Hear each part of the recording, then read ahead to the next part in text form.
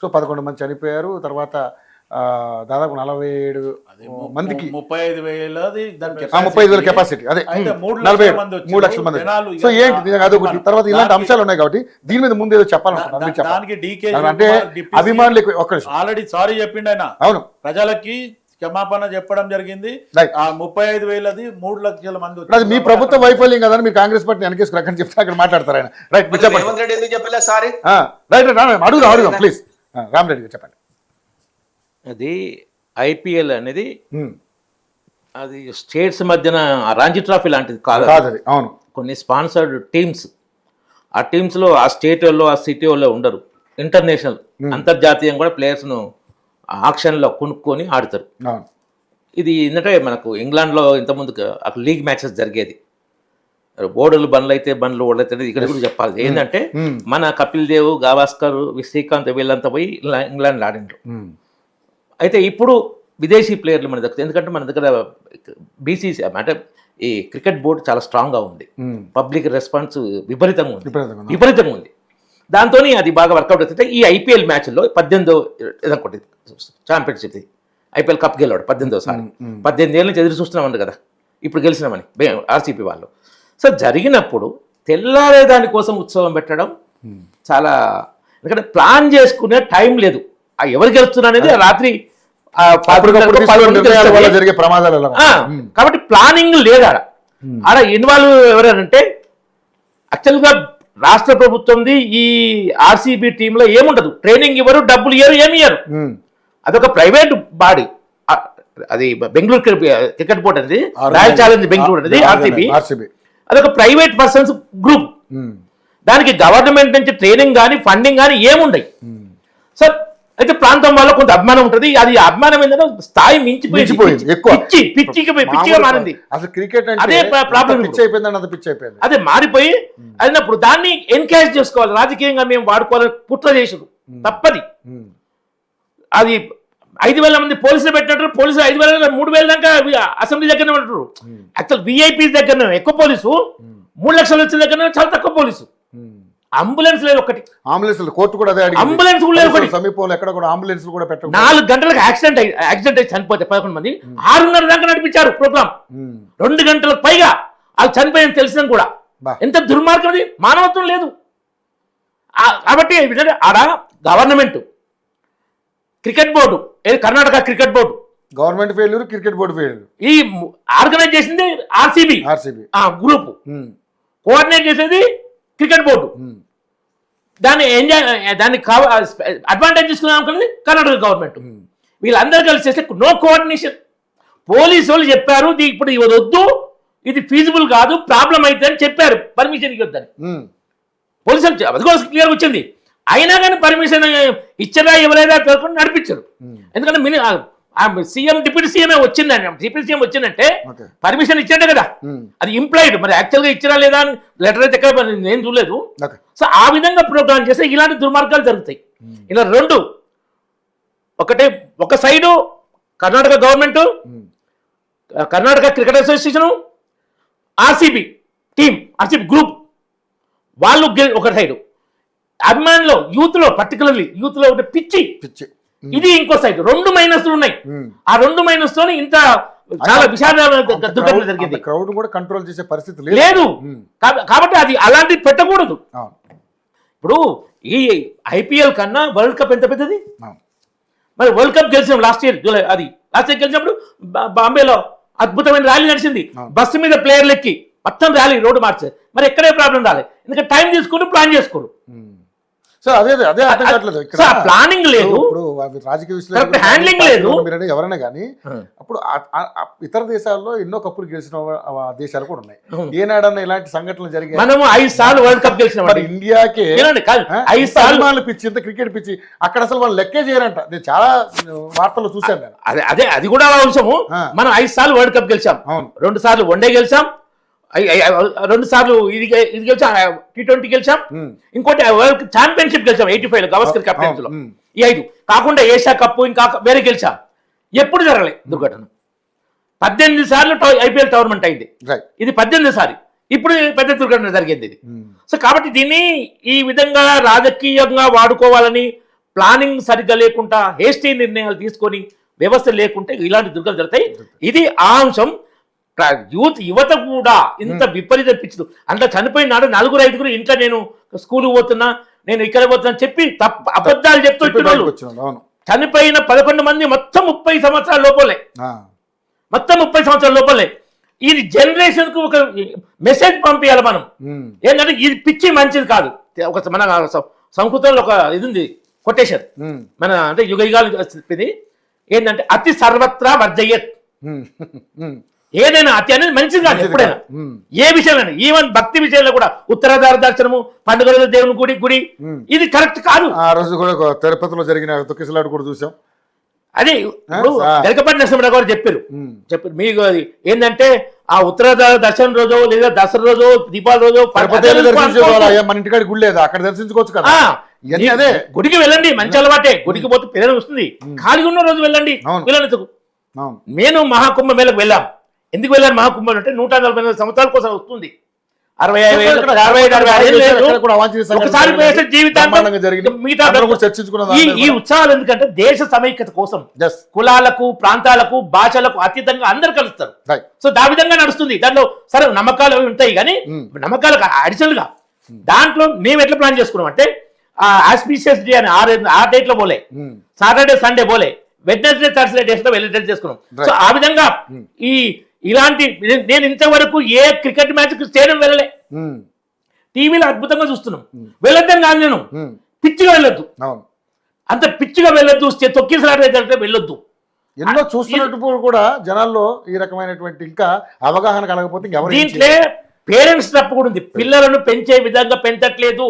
100% పిల్లలకు కష్టం సుఖం తెలియనియట్లేదు, పిల్లలకు బంధాలు తెలియట్లేదు. ఉమ్మడి కుటుంబాలు లేక మమ్మీ డాడీ కల్చర్ లో గారాభంగా పెరిగి ఇష్టం వచ్చినట్టు తిరిగి ప్రాణాల మీద తెచ్చుకుంటున్నారు. ఇది యువత సైడ్ నెగటివ్ ఆస్పెక్ట్. రైట్. ఇక ముఖ్యంగా చూసుకుంటే మరి ఇప్పుడు తెలంగాణ క్యాబినెట్ మీటింగ్ జరుగుతాను 32 అంశాలు, కీలక అంశాలు ఏంటి అసలు నిజంగా అంటే గతంలో ఇలాంటి మీటింగులు చాలా జరిగినాయి. దీని మీద బీజేపీ పార్టీ మీ అభిప్రాయం ఏంటి అసలు? ఒకటి, ఈ కాంగ్రెస్ వాళ్ళు చెప్పేదానికి చేసేదానికి పొంతన ఉండదు.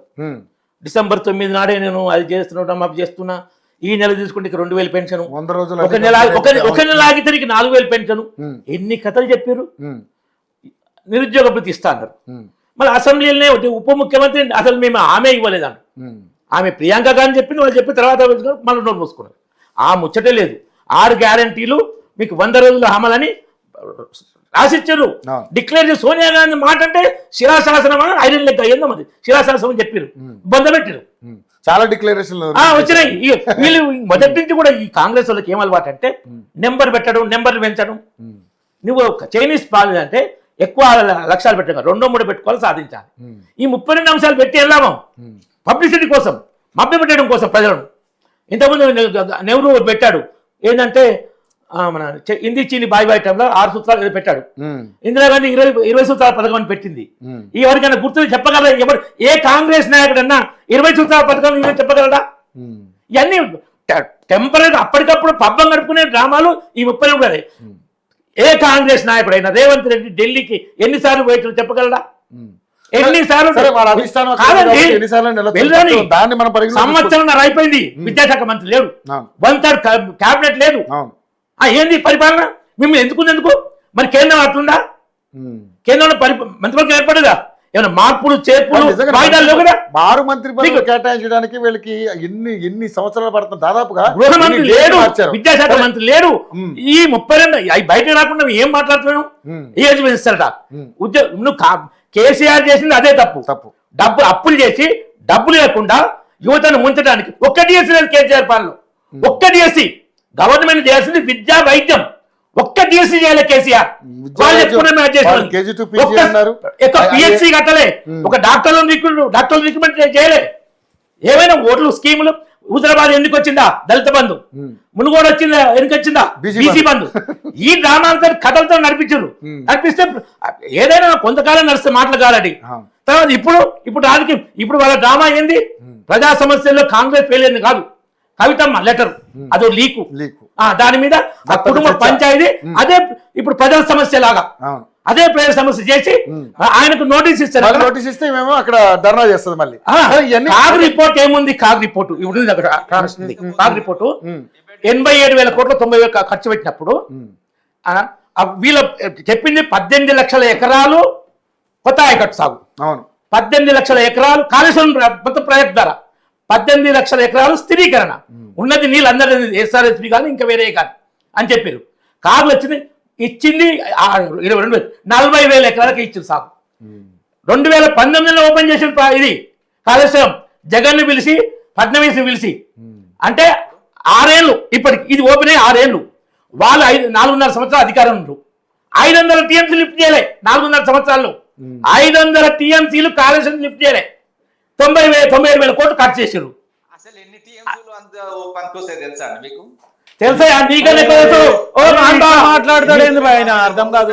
మాట్లాడే రామూర్తి గారు ఇది మంచి పద్ధతి కాదు, ఇది తప్పు మాట్లాడుతున్నా. రామూర్తి గారు ఆగండి.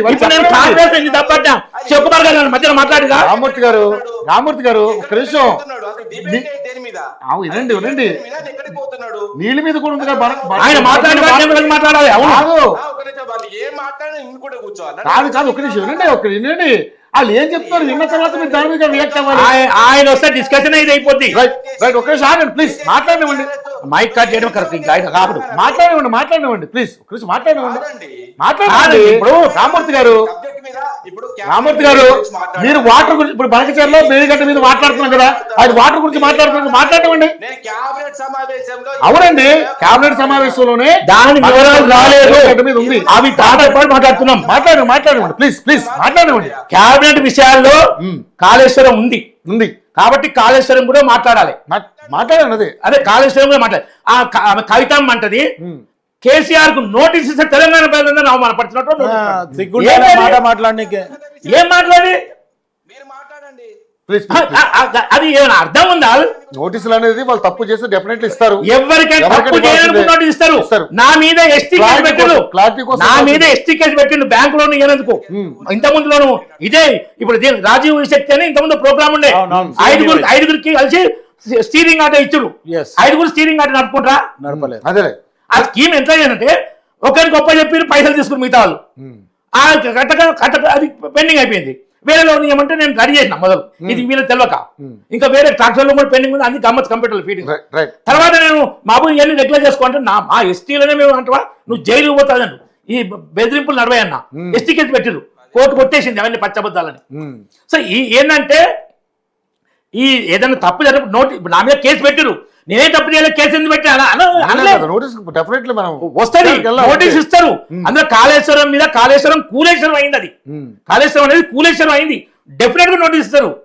నీకు ముఖ్యమంత్రికి ఇస్తారు, ఇరిగేషన్ ఇస్తారు, ఈవెన్ ఈటల రాజేందర్ ఆర్థిక శాఖ మంత్రి ఆయన నోటీస్ నాకెందుకు ఇచ్చి అనలే కదా. ఎవరైనా బీజేపీ వాళ్ళు కానీ ఈటల రాజేందర్కి ఇస్తే తెలంగాణకు ఇచ్చి అన్నరా? ఆయన ఆయన పాత్ర ఉందో లేదో దాని మీద రానియండి ముందు ఎందుకన్నా. కాబట్టి విచారణ ముందు పోయిన వివరాన్ని ఇస్తాడు. 5వ తారీఖు ఉండే ఇవాళ కేసీఆర్ పోవాల్సి ఉండే, ఇవాళ తప్పించుకుండు. ఆయనకి ఏదో ప్రాబ్లం ఉంటది, ఇవన్నీ కథలు తెలుస్తుంది, అవన్నీ తెలుసు. రామాలు లాయర్లు చెప్తారు ఈ కుంటి సాకులతో వాయిదాల మీద వాయిదాలు. ఇప్పుడు ఇది ఫోన్ ట్యాపింగ్ కేసు ఇవన్నీ ఏమైతున్నాయి?